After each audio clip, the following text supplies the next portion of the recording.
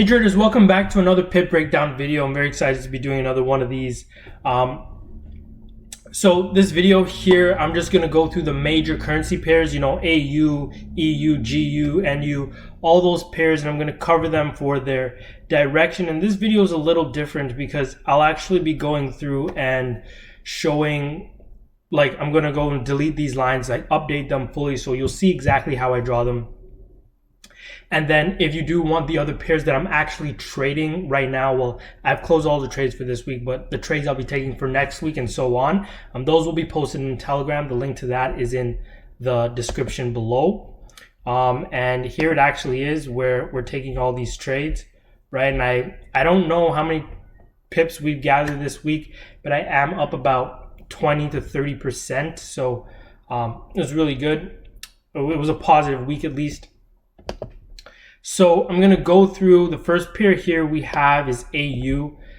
You can see we're coming from this big resistance area here, right? We have this resistance and we are coming from it and we are making our way down to the next resistance. So we can actually update and draw this area in because we see it was relevant, right? Price went up there and stopped going up and actually turned around and didn't return to that area until this time here, June 1st. So I'm going to mark this off as zone. We can see there's some relevancy here with this candle wick that tried to touch it. So I'm going to adjust this like this and cover this area, and we see it taps into that area. So I'm going to go ahead and do this. We do have this area here, which is not too relevant now. So I'm going to just go through and delete it. And this here was from the lower time frame as well. As I was going through and displaying this, right? So we're on our way down to the lower low to make a lower low and actually at least hit this support area. So that's really what I'm looking for with this. We can see that the Australian dollar is weak, right? Because this is falling compared to the US dollar, which is just a bit stronger. So, and I say a bit stronger because we're actually experiencing some consolidation within this area. We're the last 4 days, because we're on the daily time frame, the last 4 days actually are in this green candle day, right? So there's not a lot of movement, not a lot of activity going on right now. It's more or less consolidation, but on the grander scheme of things, you can see we are in trend to make a lower low formation after rejecting this major resistance, right? So let's go on to the next pair, and here scroll through. Before I update all my pairs, we're going to go to EU. So EU, I was actually running a bit of a different analysis for some pairs that I was trading. I'm not going to get into that right now, but I will definitely be showing this later on, if people have an interest for it. So I'm going to go through, I'm going to delete these drawings, and I'm going to update it from scratch. Let's see what our relevant levels are, where our support and resistance areas. So this, we turned around, right? Let me just draw this with this. So we went up, right? We stopped going up, we went down. This shows us that there's some relevancy there because price literally couldn't keep going up. People wouldn't accept a higher price, so it did not go up, continue up. So we're gonna mark off this area, right? So we can definitely come back into the support. It looks like we're already heading in there. Maybe Monday or Tuesday, we'll actually hit that area. We had this resistance here, which we didn't actually make a full comeback to. And from the Telegram, if you've seen the analysis on this, we were still looking for a trade on this as we got a little resistance here and a failure to make new highs, right? So a failure to make new highs is basically the same thing that happened here, why we drew this as a resistance. So I'm going to go through, boom, and fix that. And we see that we never break above this resistance, even though we never touch the second one. There's consolidation, and you could definitely try to highlight a trade from the lower time frame where it's a lot cleaner, right? So back to the daily, this is what we're looking at. Depending on how price reacts to this support level that we're getting to, we can then see how we'll react to this next support level. These are the only levels I'll really keep in the market. Keep on this chart right now. Doesn't look like between now and the next week we'll like widely get out of this range or anything. And if we do break out of this range, I'll definitely be letting people in the Telegram know. So if you're not in the Telegram, just check the description and get right in. Next chart that we're going to go through and look at is GU, right? GU, you see this, so this is the same type of analysis that I was running on EU, but I'm going to go through, I'm going to redo this one as well. And we can tell something very similar here from EU and GU is that, sorry, wrong chart. GU is that we are currently on a fall, right? We went up and we are currently on a fall. So here on GU, we went up and we're currently on a fall. This shows the correlation of the US dollar. And we know that the pound and the euro have correlation as well. So the whole grand scheme of things, like there's correlation between the pairs. It's like you shouldn't be forgetting that there's correlation. You would never sell the strong stuff, right? You buy the strong stuff and you sell the weak stuff. And you never trade two currency pairs that are closely related in strength, or else you'll get consolidation. Like this really helps to define the trend and what trend is the market moving in depending on their strength and their weaknesses and what pairs you are comparing them to while you're trading. So here we have, let me go through resistance area marked off, right? Sorry, the light's kind of still in my eye. Let's go through, we have this area here, right? So this is our area. Looks like we did have a hiccup right around here with this area and this area. So I'm more or less willing to just leave this here and realizing in my head that this is just a really thick zone, because I would never be trading in between here. Like I'm not interested in making any pips in between that. We just got to see how we deal with these days, and then I would definitely mark off the bottom because this is the supreme low. Like it gets no lower than this for its time period, and we can do this as well, right? But I don't think price is going to get to this area within the next 5 days. But so this one's just out of range for now.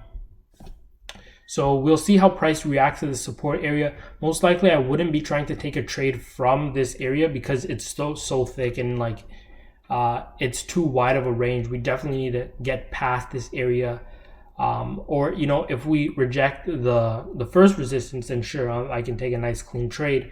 If we break below the resistance, below the support, then we could take a nice clean trade. But while price is in and around this area, I'm not going to be too interested in taking a trade.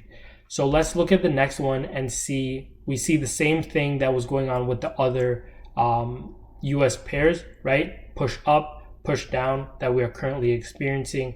And here we closed this trade today on GU. We collected, I think, about 57 pips or so. So here we have the same thing. It doesn't really look like there's much of an update in this area, or there might be. Looks like we have this and this area we can connect it to, and we can move it like that because we can see it hits into this area as well, right? This area I'm still going to keep there, so this one's just more out of range, but this is how these are our levels that we are looking to. These are areas of key interest that we're only looking to take a trade from these areas once price gives us an indication of a trend reversal or so. And please be mindful that a trend reversal doesn't necessarily mean that the trend is going to go in the opposite direction. It just means that it can switch trends. So there's actually 3 trends. It's not just up and down.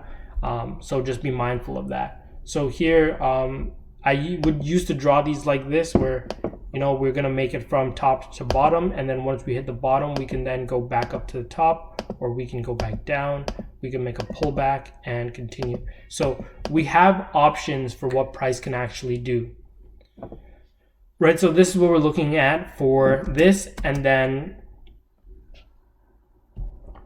let us actually touch on 2 more pairs, USD CAD and USD JPY. So this one here, I was running the same, I was backtesting the same method where you can see these lines are evenly placed. Let me delete these, draw these. You run the daily time frame. We have a resistance area there, definitely a support area down here, and it looks like we were rejecting this area, and we have this top area, which we got to see how we deal with this. So given what we have, like right now is not the best opportunity to take a trade, but you never know. Monday's candle or Tuesday's candle may have a strong pullback to the support, where then you can look to take a trade higher. Or if you just see a pullback of anything on a lower time frame that you're trading, or you get a good risk to reward ratio, which is important. As long as you have those things, you can definitely take this trade north up to the next resistances. So let me just go through and draw this. So we should definitely make it to this resistance, right? Then we could fall from there if we get the candlestick formation. If we get bullish candlestick formation, we continue upwards, essentially. And the last pair that we're going to go through here, USD JPY. Let's see. So delete those drawings, or what drawings that I have on. Yeah. So these were the previous drawings. Let's go through and update them. So I normally go through and update them about once a week, just to make sure I stay relevant, because I'm operating off the daily time frame.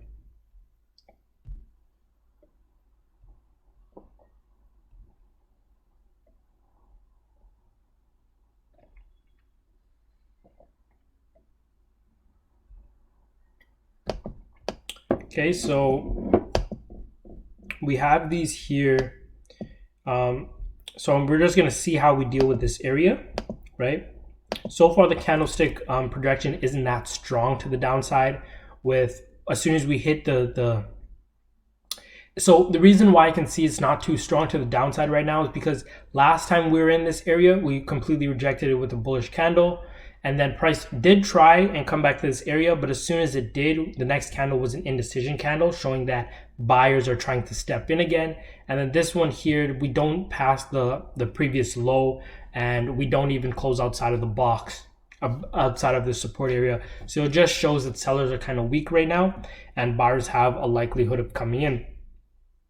So yeah, when I was going to go through and draw these lines, we can come down to the next support if we see the pressure come in. We haven't actually seen any bullish candles yet, so there's no reason to take a trade, right?